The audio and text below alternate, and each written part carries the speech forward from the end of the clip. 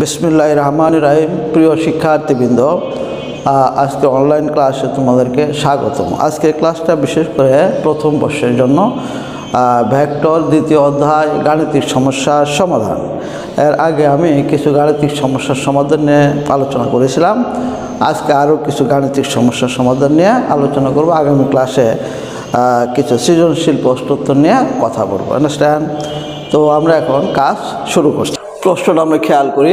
প্রতি ঘন্টায় 25√2 কিলোমিটার বেগে দক্ষিণ পূর্ব কোণে বাতাস বইছে। দক্ষিণ দিক বরাবর বাতাসের গতিবেগ কত? আন্ডারস্ট্যান্ড?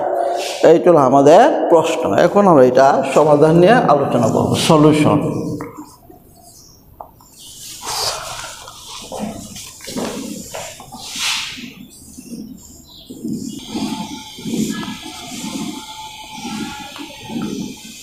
এইটা সাউথ ইস্ট, এইটা হলো দক্ষিণ পূর্ব। সাউথ ইস্ট দক্ষিণ পূর্ব। আন্ডারস্ট্যান্ড? এইটা পি, এইটাও পি, দুইটা সমান বল। এখন আমরা বহু পরিচিত একটা সূত্র জানি, আর স্কোয়ার সমান P square plus Q square plus 2 P Q cos alpha.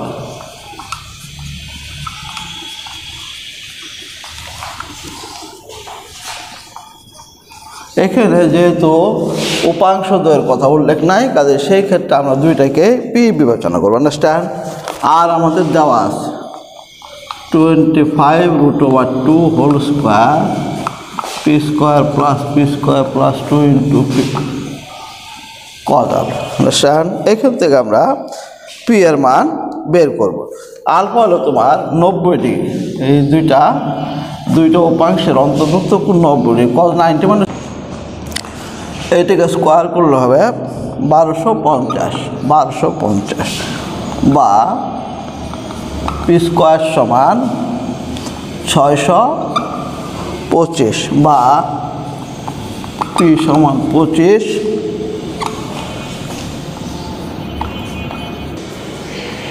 প্রতি ঘন্টায় 25√2 কিলোমিটার বেগে দক্ষিণ পূর্ব কোণে বাতাস বইছে। এটা হলো দক্ষিণ পূর্ব কোণ, এটা হলো সাউথ, এটা হলো ইস্ট। দক্ষিণ দিক বরাবর উপাংশের গতি বা গতিবেগ কত? তাহলে আমরা দুইটি উপাংশকে ধরেছি পি। এখানে সামান্তরিকের লব্ধির সূত্র প্রয়োগ করে লিখতে পারি আর স্কোয়ার সমান P square plus Q square plus 2 P Q cos alpha. এখানে পি এবং কিউ পরস্পর সমান, কাজে P square plus P square 2 into P cos 90 মানে 0, কাজে এই পুরাটাই 0 হয়। তাহলে 2 পি স্কোয়ার স্কোয়ার করলে 1250, পি স্কোয়ার সমান 625, পি সমান 25 কিলোমিটার পার আওয়ার। আশা করি তোমরা বুঝতে পারছো। কোনো ভেক্টরের শীর্ষবিন্দু পাদবিন্দু একই হলে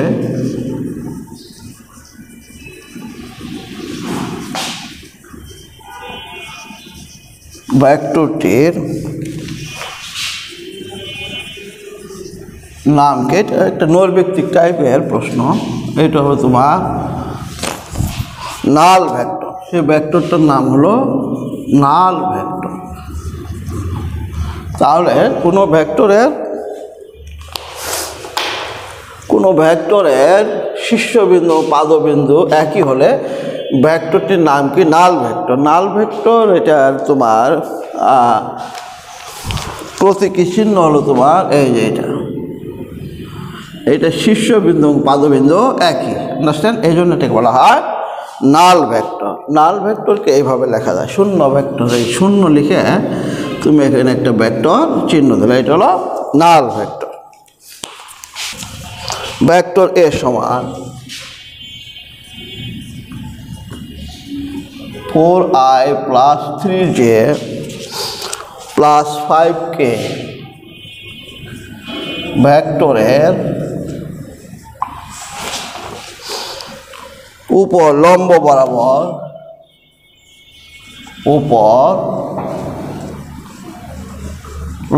বরাবর vector B i plus J plus K ভেক্টরের I plus J plus K ভেক্টরে উপাংশ ভেক্টরটি নির্ণয় করো। উপাংশ ভেক্টরটি নির্ণয় করো। আন্ডারস্ট্যান্ড? এইটা ভালো করে খেয়াল করো। সলিউশনটা ভালো করে খেয়াল করি আমরা। এখানে একটা চিত্র আঁকতে পারি আমরা।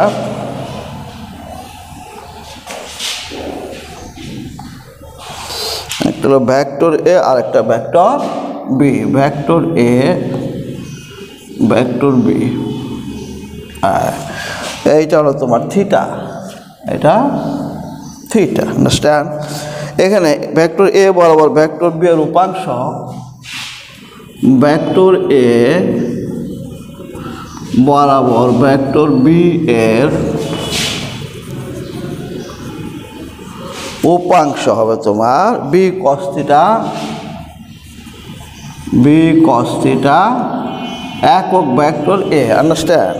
বি কস থিটা একক ভেক্টর এ। বি কস থিটাকে লেখা যায় vector A dot vector B, vector A plus vector B divided by vector A এর মান। আন্ডারস্ট্যান্ড? একক ভেক্টরকে লেখা যায় vector A divided by A. এগুলো আমরা আগের থেকে জেনেছি, যেমন vector A dot vector B সমান এ বি কস থিটা। এই সূত্রটা আমরা অ্যাপ্লাই করেছি। তো এখন এইটাকে লেখা যাবে vector A dot vector B, এইটাকে লেখা যাবে ডট ভেক্টর সম্পর্কে আমাদের জানা আছে। এই যে এ ভেক্টর বি সমান এই 4 এর সাথে এখানে সহগ হলো কত 1, তাহলে 4 1, তাহলে 4 একে 4। আন্ডারস্ট্যান্ড? 4 একে 4 আর 3 আর 1, যে সহগ হলো 1, যে সহগ 1, 3 একে 3 প্লাস কে সহগ 5, এখানে 1, 5 একে 5। আন্ডারস্ট্যান্ড? আর এটার মান যখন বের করবো তখন √4 square plus 3 square plus 5 square. Understand? আচ্ছা, এখন তোমার ভেক্টর এ হলো তোমার 4i plus 3j plus 5k, এবং এইটাকে তোমার ভেক্টর এ কে ভেক্টর এর মান দ্বারা ভাগ দেওয়া। একই রকম এটা √4 4 4 16 অথবা 4 square plus 3 square plus 5 square. Understand? এখন এইটাকে লেখা যাবে তোমার, দেখো এখানে তোমার এটা হলো উপরে হলো কত √4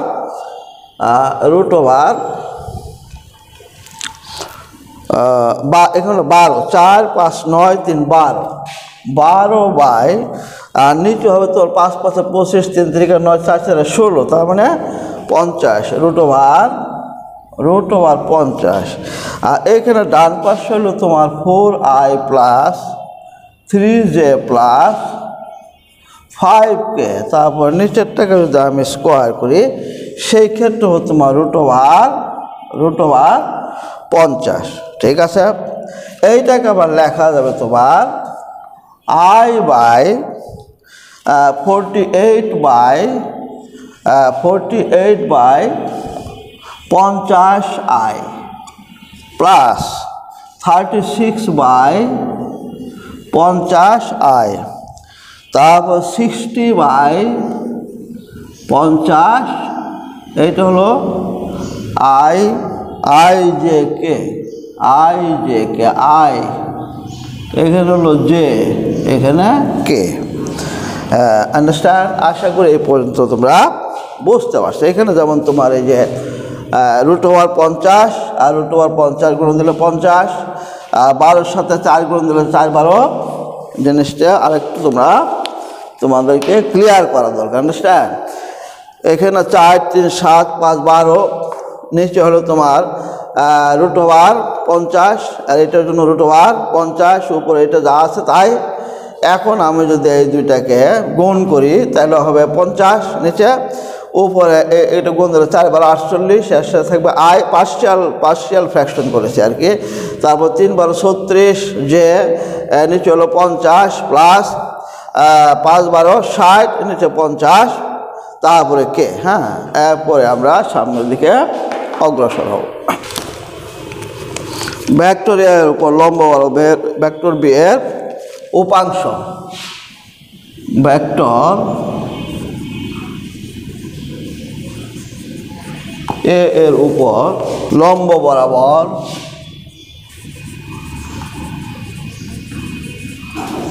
বরাবর ভেক্টর বি এর উপাংশ,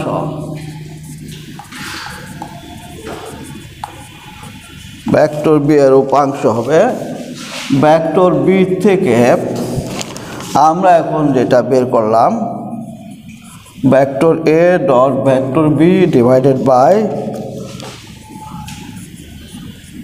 হোল স্কোয়ার ইন্টু, মানে এইটা আমরা বিয়োগ দিলাম, আন্ডারস্ট্যান্ড।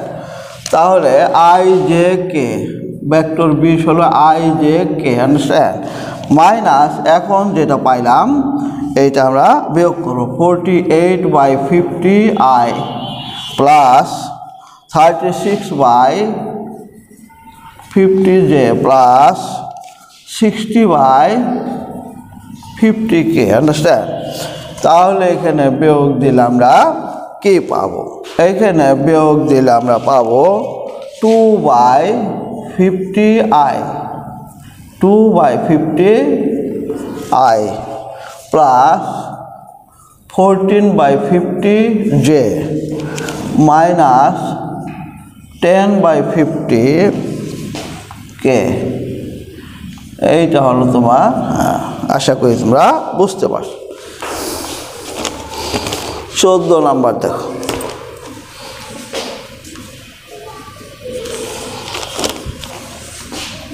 আই প্লাস জে এবং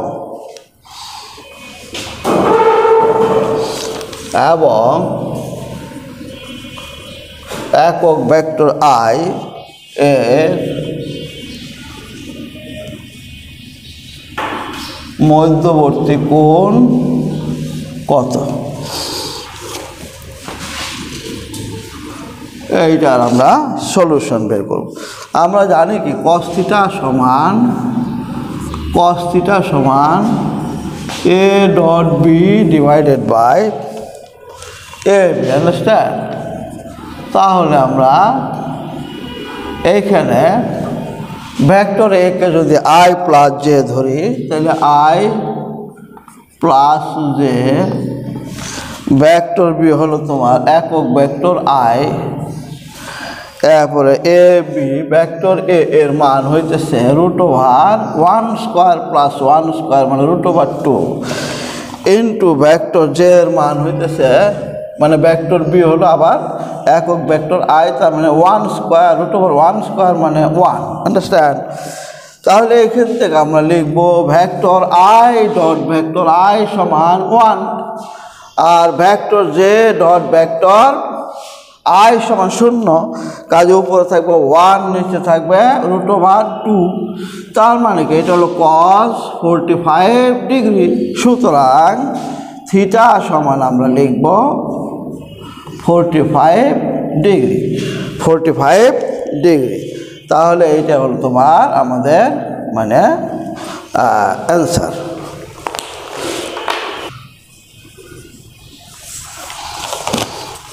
একটি ইঞ্জিন চালিত নৌকার বেগ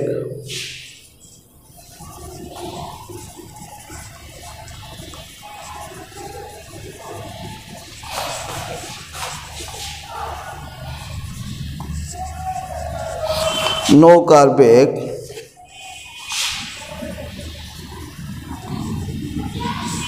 14 কিলোমিটার/আওয়ার। নদীর প্রস্থ দেওয়া আছে এখানে, নদীর প্রস্থ 12.125 কিলোমিটার। এত হলে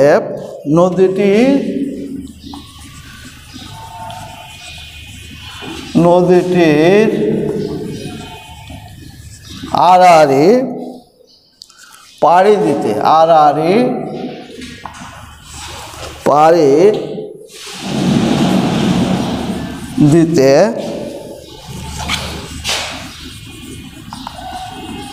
কত সময় লাগবে?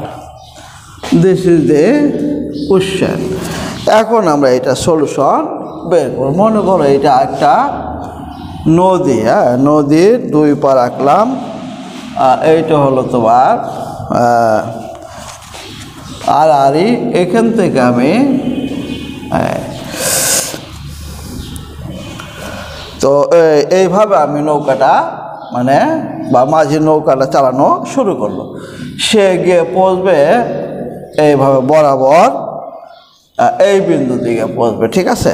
তাহলে আমরা এটাকে যদি চিত্রটাকে সম্পূর্ণ করতে চাই এইরকম হবে। তো একটা হলো তোমার ইউ ইউ, আর একটা হলো তোমার ভি, এইটা ভি হলে এইটা ভি, আন্ডারস্ট্যান্ড? আবার এইটা ইউ হলে তোমার এইটা ইউ।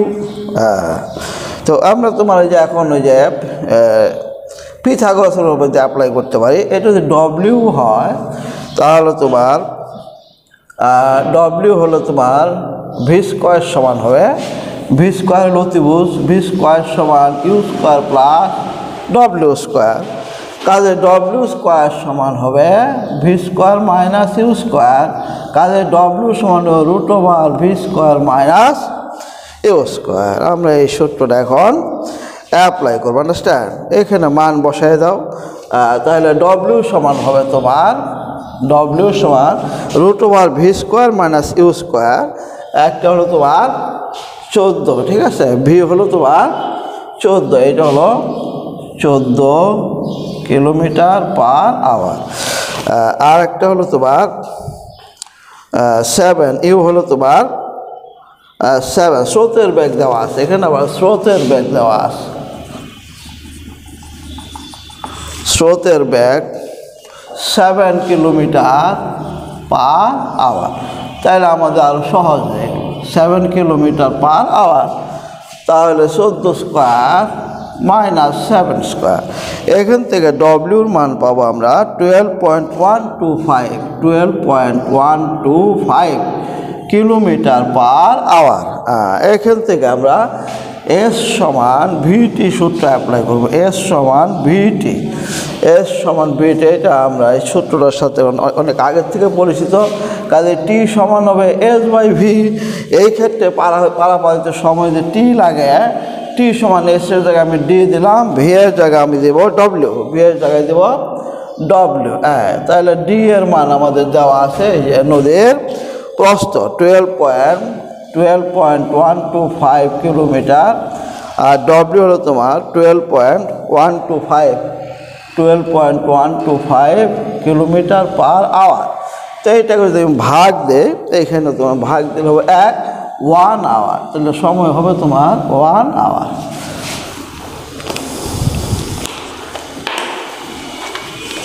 আশা করি বুঝতে পারছো। আমার মনে হয় যে আর বলার প্রয়োজন নাই।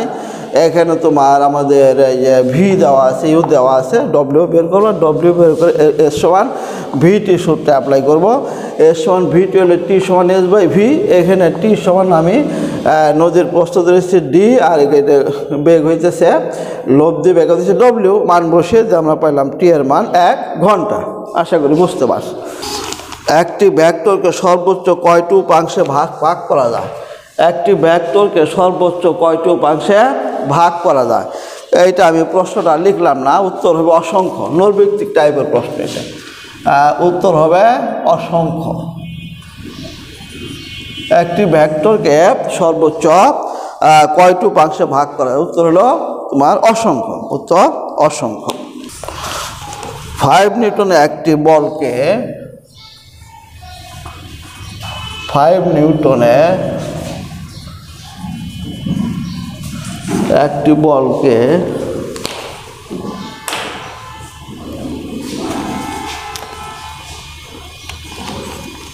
পরস্পর লম্বভাবে একটি বলকে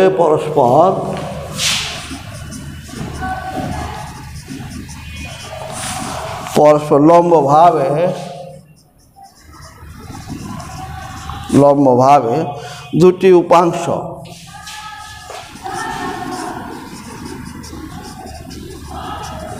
উপাংশ ও ওয়াই এবং ও এক্স দ্বারা নির্দেশ করা যেতে পারে। ও ওয়াই এবং ও এক্স দ্বারা নির্দেশ করা যেতে পারে। আন্ডারস্ট্যান্ড? তাহলে তোমার এইরকম হবে আর কি, এইরকম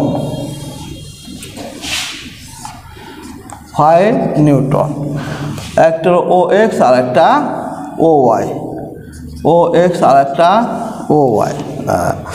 তাহলে এখানে অনুভূমিক উপাংশের মান কত? অনুভূমিক উপাংশের মান কত? প্রশ্ন হলো অনুভূমিক উপাংশের মান কত?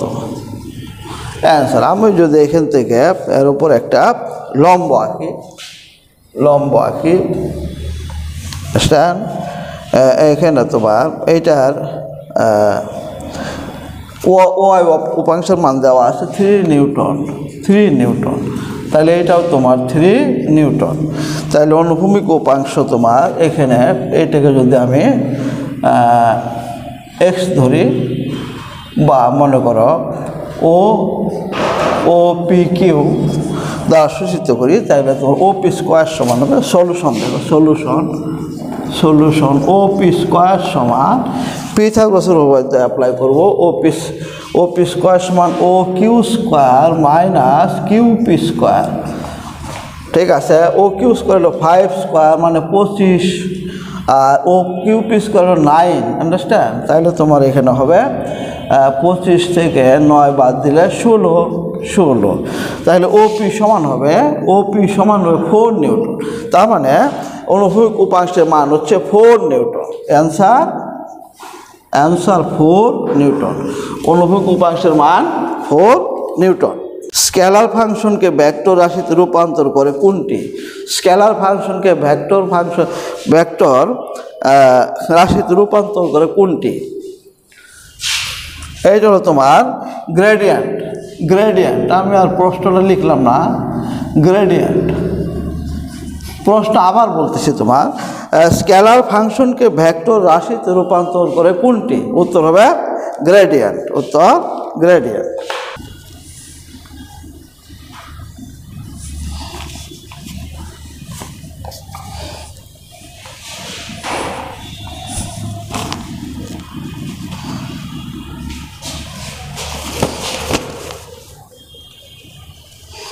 শিক্ষার্থীবৃন্দ, এখন ওসি ভেক্টর কোনটি?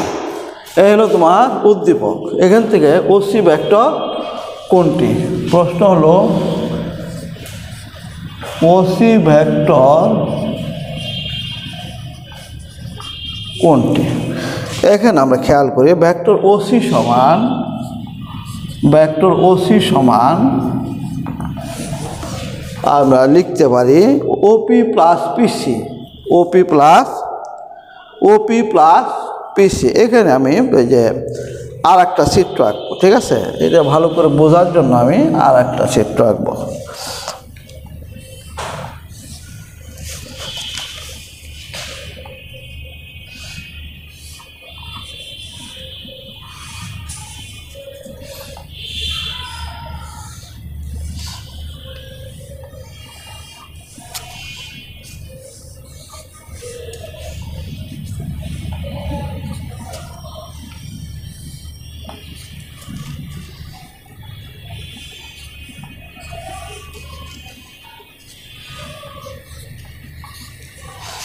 যেটা আমি প্রয়োজন সেই অংশটা আঁকলাম। আন্ডারস্ট্যান্ড? এখান থেকে আমরা লিখতে পারি ওসি সমান ওপি প্লাস পিসি। ত্রিভুজ সূত্র ওপি প্লাস পিসি। তাহলে ওপি হলো তোমার আই, ভেক্টর আই, পিসি হলো তোমার ভেক্টর জি, মানে তিনটাই তোমার একক ভেক্টর। এই যে ত্রিমাত্রিক স্থানাঙ্ক ব্যবস্থা আয়তক ভেক্টর তিনটি, মানে আই জে কে তিনটি ধনাত্মক অক্ষ বরাবর একক ভেক্টর মান 1। কাজে আমি লিখতে পারি ওসি সমান vector I plus vector J, তাহলে তোমার একটা অংশের উত্তর হয়ে গেল। আন্ডারস্ট্যান্ড? এরপরে আমরা আর একটা অংশে চলে যাব। ও A B C 20 number. O A B C, O A B C ক্ষেত্রের ক্ষেত্রফল কত? ক্ষেত্রের ক্ষেত্রফল কত? ও এ বি সি ক্ষেত্রের ক্ষেত্রফল কত? আন্ডারস্ট্যান্ড? এইখান থেকে আমরা সলিউশন, দেখো সলিউশনটা হবে এরকম। এখান থেকে আমরা লিখতে পারবো ও এ বি সি ক্ষেত্রের ক্ষেত্রফল সমান P cross Q, P cross Q. O A B C ক্ষেত্রে ক্ষেত্রফল, এটা সামান্তরিক। ও এ বি সি ক্ষেত্রের ক্ষেত্রফল পি ক্রস কিউ, এইটা পরম মানে আমরা নির্দেশ করলাম। ঠিক আছে? পি সমান হলো তোমার আই, কিউ সমান হলো তোমার জে। আন্ডারস্ট্যান্ড? যেহেতু তিনটাই একক ভেক্টর, এখান থেকে আমি পি ক্রস বের করি, P vector P cross vector Q বের করি, তাহলে আমরা পাবো তোমার ওই যে নির্ণায়কের সূত্র অনুসারে এইটার P vector P cross vector Q সমান পাবো কে, কে পাবো। আন্ডারস্ট্যান্ড? ওই নির্ণায়কের সূত্রটা আমি আর দেখাইলাম না। তাহলে আমি যদি এটার মান নির্ণয় করতে যাই, তখন হবে তোমার √1², যেহেতু কে এর সাথে 1 আছে, 1² সমান 1, তার মানে এর ক্ষেত্র হলো 1 বর্গ একক, 1 বর্গ একক। প্রিয় শিক্ষার্থীবৃন্দ, মানে আবার আমি ক্লিয়ার করতেছি, শেষ পর্যায়ে চলে আসছে। ও এ বি সি ক্ষেত্রে ক্ষেত্র হলো পি ক্রস কিউ, মানে সামান্তরিক সন্নিহিত বাহুদের ক্ষেত্রফলের সমান। আন্ডারস্ট্যান্ড? তাহলে আমি এটাকে পি ক্রস কিউ এর ভেক্টর বের হয়েছে, ভেক্টরকে ভেক্টর এটা মান বের করতে গেলে আমরা লিখবো √, যেহেতু কে সহগ 1² 1। আজকের মতো ক্লাস এখানে শেষ। ইনশাল্লাহ আগামীতে আবার সাক্ষাৎ হবে। আল্লাহ হাফেজ।